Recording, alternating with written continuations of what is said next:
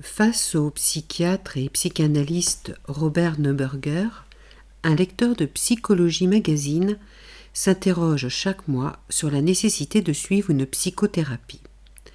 Rencontre ici avec Clara, 45 ans. Voilà plusieurs années que je me bats contre le sentiment de solitude, qui provoque souvent des crises de larmes chez moi, explique Clara. Je ne sais pas d'où il vient, comment le contrôler, le faire disparaître. L'impression de ne devoir compter que sur moi, qu'il n'y a personne pour m'aider. Que si jamais je mourrais, il n'y aurait que ma mère et mes enfants pour me regretter. Robert Neuberger, que faites-vous dans la vie? Clara, en ce moment j'écris, sinon j'ai fait des petits boulots, mais surtout élever mes 3 enfants qui ont 22, 20 et 16 ans. Pour écrire, je m'inspire de la vie des gens. Ce peut être l'histoire de mes parents, par exemple, et des épreuves qu'ils ont traversées. Quelles ont été ces épreuves? Mon père est décédé d'un infarctus il y a 5 ans. J'ai toujours ma maman, que je vois régulièrement, et 2 sœurs avec qui les rapports sont bons, même si je suis un peu en froid avec l'une car elle me reproche mon divorce. C'est vous qui avez voulu ce divorce? Oui. Nous nous sommes séparés il y a 2 ans. Quand on s'est rencontrés, il se montrait à l'écoute, et j'avais l'impression que nous avions le même projet de vie. Mais dès la naissance de notre aîné, il a changé. Il est devenu anxieux, coléreux, puis très exigeant avec les enfants. On s'est vite disputé sur cette question de l'éducation. Moi, j'étais davantage dans l'écoute et la bienveillance. Puis il a commencé à me critiquer sans cesse, à n'être jamais encourageant. J'ai fini par consulter une psychologue qui m'a aidé à voir clair et à prendre cette décision. Depuis, je me sens beaucoup mieux. Quelle est l'histoire de votre famille? Mon père était commerçant et ma mère nous a élevés. Elle est née au Vietnam, d'une liaison entre mon grand-père français et une Vietnamienne. À 10 ans, elle a dû suivre son père en France et quitter sa mère qui est restée là-bas. Je crois qu'elle en a gardé un grand sentiment d'abandon. J'ai toujours senti chez elle une grande fragilité. C'est curieux, parce que, au début de notre entretien, quand vous avez parlé de solitude, j'ai pensé abandon. Et vous utilisez ce mot pour votre mère. C'est parfois un sentiment qui se transmet. D'autant qu'à la naissance de ma sœur, j'ai été envoyée chez mes grands-parents paternels. Je ne sais pas combien de temps j'ai vécu avec eux, mais cela m'a paru très long. Je me souviens qu'on me demandait d'être sage, car ma mère était fatiguée. Y a-t-il longtemps que vous êtes dans cette activité d'écriture? En fait, la lecture est l'écriture de vie. Ça a beaucoup nourri mon imagination. Et pour finir, cela m'a donné l'envie d'écrire mes propres histoires. Jusqu'à présent, je n'avais jamais pensé à me faire publier. Mais récemment, j'ai pensé « Vas-y, lance-toi ». Je reviens un peu en arrière. Cette grand-mère vietnamienne qui est la vôtre, savez-vous ce qu'elle est devenue? Elle est décédée il y a 7-8 ans. Ma mère a pu la revoir une seule fois, mais elle avait une correspondance avec elle. Je crois qu'à un moment, il a été question de la faire venir en France, mais elle n'a pas voulu quitter son pays. Comment a réagi votre maman au décès de sa mère? Elle est très secrète pour tout ce qui touche au Vietnam et à son enfance. Elle commence seulement à lâcher parfois quelques bribes. Votre grand-père, père de votre mère, était-il marié? Il s'est marié après être entré avec elle en France. Ma mère a alors été mise en pension car la famille de mon grand-père ne l'a jamais acceptée à cause de sa naissance hors mariage. C'est une histoire d'abandon qui est lourde. Parfois, le sentiment de culpabilité est irrationnel. Pensez-vous que votre maman ait pu se sentir coupable, comme si c'était elle qui avait abandonné sa mère? Peut-être. Ce qui est sûr, c'est qu'avec mes sœurs et moi, elle a toujours été hyper protectrice.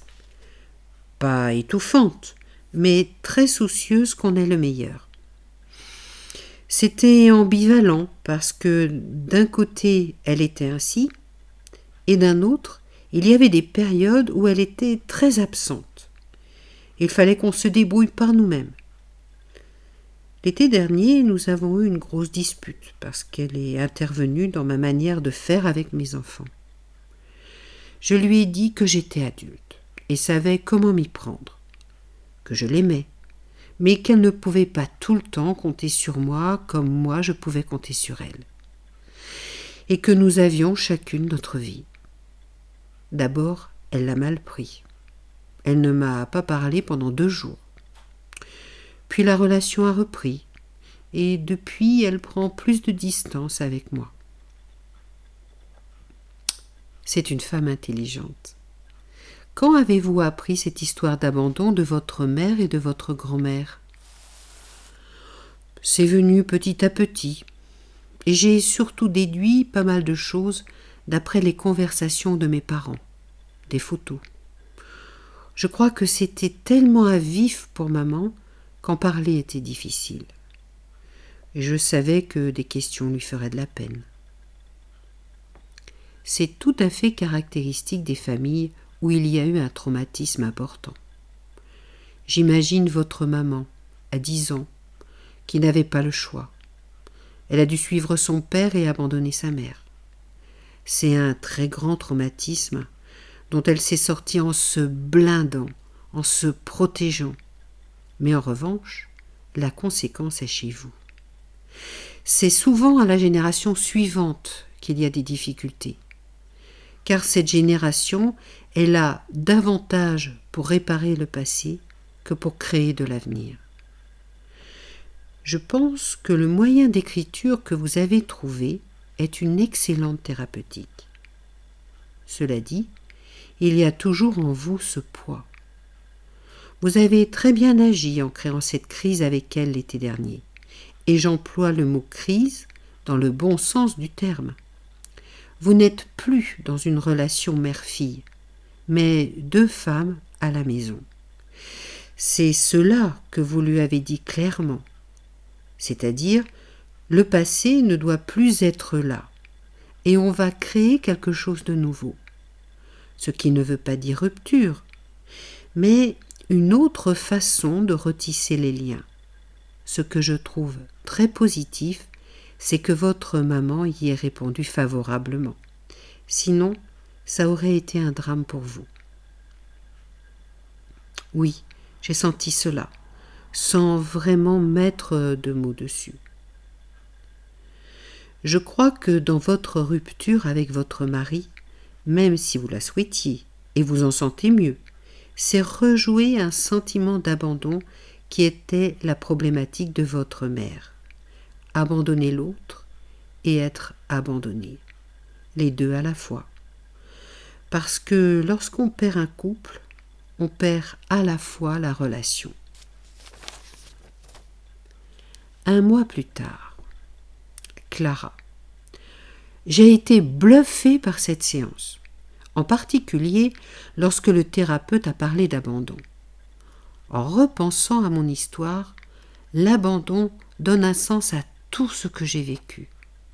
C'est comme si c'était le mot qui me manquait pour comprendre ce que j'éprouvais. En effet, j'ai bien plus peur de l'abandon que de la solitude. Et cela a aussi donné un sens à ma séparation avec mon ex. Je dois abandonner mon idéal de couple. J'ai recontracté et repris le travail avec une psychologue que j'avais déjà vue. Robert Neuberger. Qui abandonne qui? Lorsqu'il y a rupture de liens importants, comme ici, entre une mère et son enfant, c'est-à-dire entre la grand-mère et la mère de Clara, le sentiment d'être abandonné s'associe de façon paradoxale à celui d'avoir abandonné l'autre. Cela laisse des traces traumatiques qui peuvent entraîner des conséquences sur la génération suivante. Cela se transmet par des silences, des attitudes à certaines périodes qui peuvent être angoissantes pour l'enfant, lui-même se rendant bien compte que quelque chose torture l'adulte proche. C'est bien ce sentiment, ce ressenti de l'abandon, être abandonné et avoir abandonné, même si ce dernier sentiment est irrationnel, qui anime de façon inconsciente le trajet de vie de Clara.